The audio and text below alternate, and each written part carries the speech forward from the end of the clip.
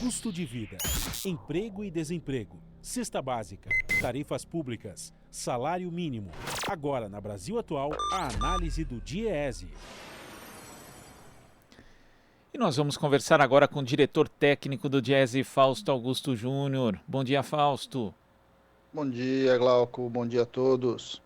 Fausto, os Estados Unidos, junto com outros países, dentre eles a China, anunciaram ontem que vão recorrer às suas reservas estratégicas de petróleo para tentar provocar uma queda nos preços dessa commodity. O anúncio foi feito ontem pela Casa Branca e o uso dessas reservas é considerado uma iniciativa maior que, segundo os proponentes, deve fazer diferença nos preços dos combustíveis. Como é que você vê os possíveis impactos dessa medida na economia mundial e também aqui no Brasil, Fausto? Bem, Glauco, a primeira coisa é a gente perceber que a partir dessa medida que foi impulsionada aí pelos Estados Unidos, o quanto o mercado de petróleo está muito longe de ser um mercado de livre concorrência como o atual governo aqui no Brasil tenta colocar. O mercado do petróleo, ele é um mercado oligopolizado, basicamente nós estamos falando aí dos países da OPEP, né, vinculados aí principalmente os países árabes e agora com a Rússia aí lidando um pouco nessa discussão, e que de alguma forma há pressões de todos os lados e essas pressões são em grande maneira de ordem geopolítica. Há uma grande disputa hoje no mundo do mercado de petróleo.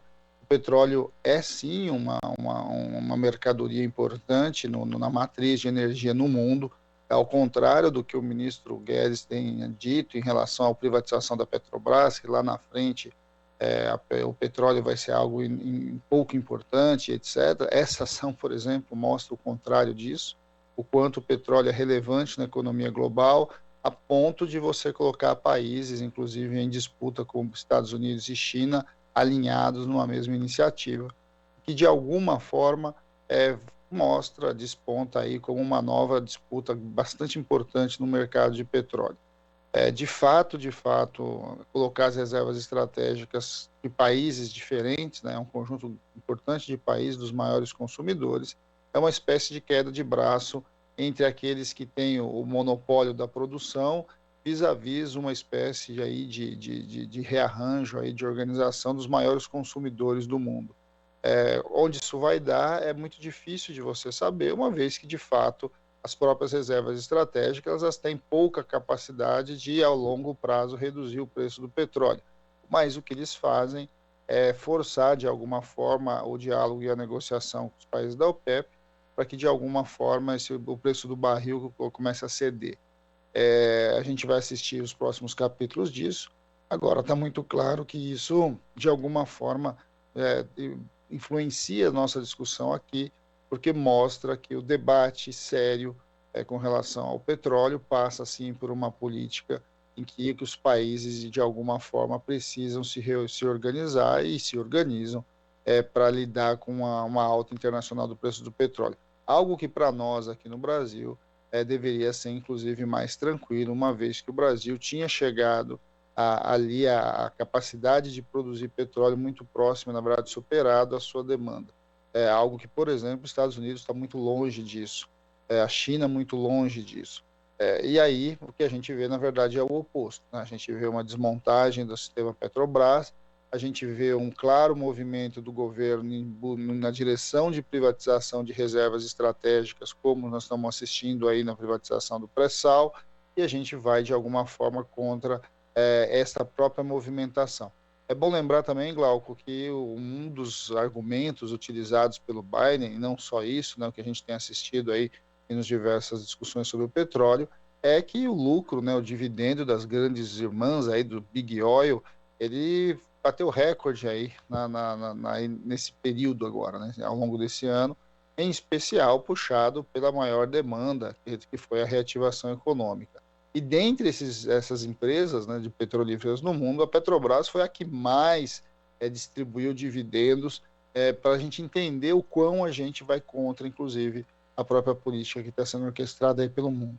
Acho que esse é um debate que é bastante importante. É importante a gente trazer esse debate novamente aqui, porque o preço da gasolina aqui no Brasil é um dos elementos bastante importantes da puxada da inflação. O preço da gasolina, do óleo diesel, o gás de cozinha, que de alguma forma tem a ver sim com esse debate que a gente está assistindo no mundo. O mundo está reagindo à alta do preço do petróleo, e o que a gente vê aqui no Brasil é simplesmente o repasse do consumidor e, de alguma forma, a pouca ação do Estado de verdade em relação a tentar enfrentar tudo isso. É uma contradição, né? Os maiores países do mundo começam a colocar suas reservas estratégicas, começam a fazer uma queda de braço com os países da OPEP, e o Brasil, que teria uma capacidade, inclusive, de lidar com isso de maneira muito mais tranquila, até porque a sua grande empresa é uma estatal, até porque ele mantém uma quantidade de produção de petróleo muito próxima ao seu consumo, vai no sentido oposto. É uma situação paradoxal e beiro inacreditável, né, Fausto? Porque, como você mencionou, o Brasil tem mais condições do que os Estados Unidos para lidar com essa questão das oscilações do mercado internacional em relação ao petróleo, mas abriu mão simplesmente desse direito, atrelando justamente a sua política de preços a isso. E mais do que isso, né? Enquanto o Biden, como você mencionou também, cobra as empresas petrolíferas, não só o Biden, outros integrantes da Casa Branca têm falado bastante a respeito dos lucros astronômicos dessas companhias, enquanto as pessoas estão passando, né, estão pagando a mais pelos combustíveis lá. Aqui o Estado brasileiro é sócio majoritário da Petrobras, então teria essa possibilidade de fazer esse controle, e também existe aí a questão de que a cadeia de produção, boa parte dela de produção, ainda está aqui no Brasil, né? Embora a Petrobras já tenha tido um desmonte. Então, beira de fato inacreditável essa postura do governo brasileiro, que fica mais evidente ainda o absurdo diante disso que países como Estados Unidos, China e outros estão fazendo agora, Fausto.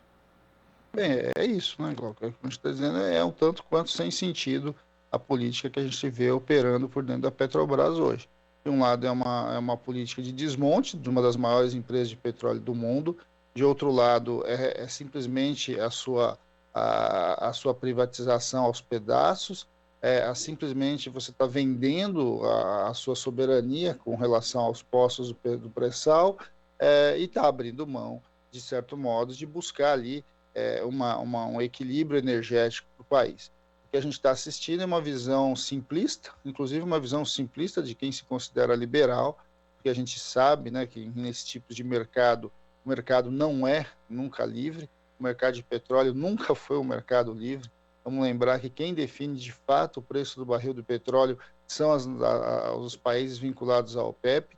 A questão do petróleo sempre foi uma situação estratégica global, ou seja, as disputas geopolíticas sempre influenciaram, guerras acontecem por causa do petróleo, e vende-se uma ideia de que simplesmente esse deveria ser o mercado, como a gente assiste aí a feira livre do tomate, né? Se o tomate sobe, se o tomate desce, por conta aí da produção, por conta aí da demanda.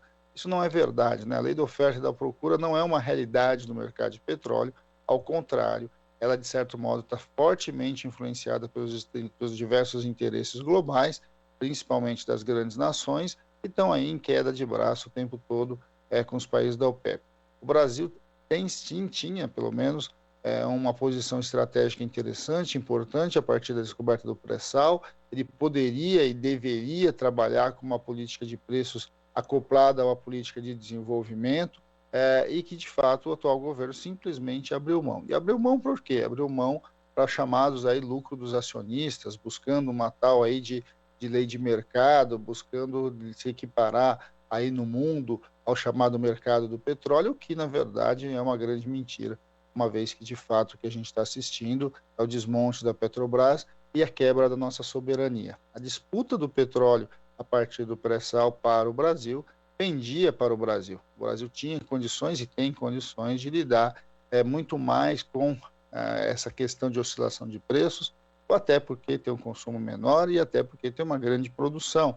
E o investimento, inclusive, em refinarias e etc., que poderia nos dar essa capacidade, inclusive, de estar lidando aí com o equilíbrio entre oferta e demanda, na verdade, simplesmente está sendo jogado no lixo. Acho que esse é um debate que precisa vir à tona na sociedade brasileira. A política de preços da Petrobras é uma política que está alterando a qualidade de vida do brasileiro. A gente está pagando mais pelo combustível, mas não é só pelo combustível, nós estamos pagando pelo combustível e pelo conjunto de produtos que de alguma forma é influenciado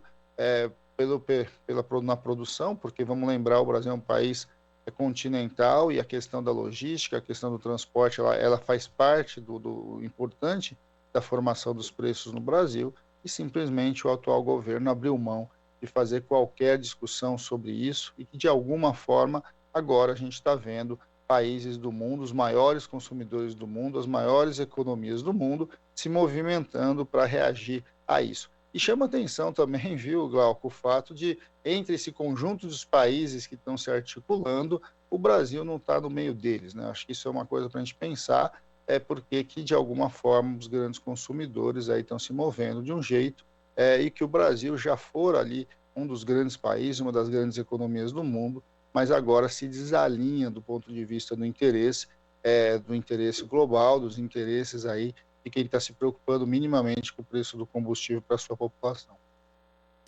E quando você fala dessa questão do oligopólio, né, a gente até observa que ontem, mesmo com esse anúncio, o Brent do Mar do Norte, por exemplo, subiu 3,27%. O barril do petróleo, na verdade, subiu com o anúncio, até porque o tal mercado já tinha antecipado essas movimentações, essa possibilidade de uso das reservas estratégicas por parte dos Estados Unidos e também por outros países. E já se especula, inclusive, Fausto, que a OPEP pode simplesmente reter o petróleo para manter o preço do barril nesses patamares. Então é importante, né, a gente atentar ao que o governo brasileiro faz, não só porque acaba tendo impacto na economia daqui, mas uma questão de soberania. E quando se fala de soberania, não é só discurso, né, um discurso nacionalista, mas a soberania, abrir mão dela, traz efeitos muito negativos para a economia do país, como nós observamos hoje, Fausto.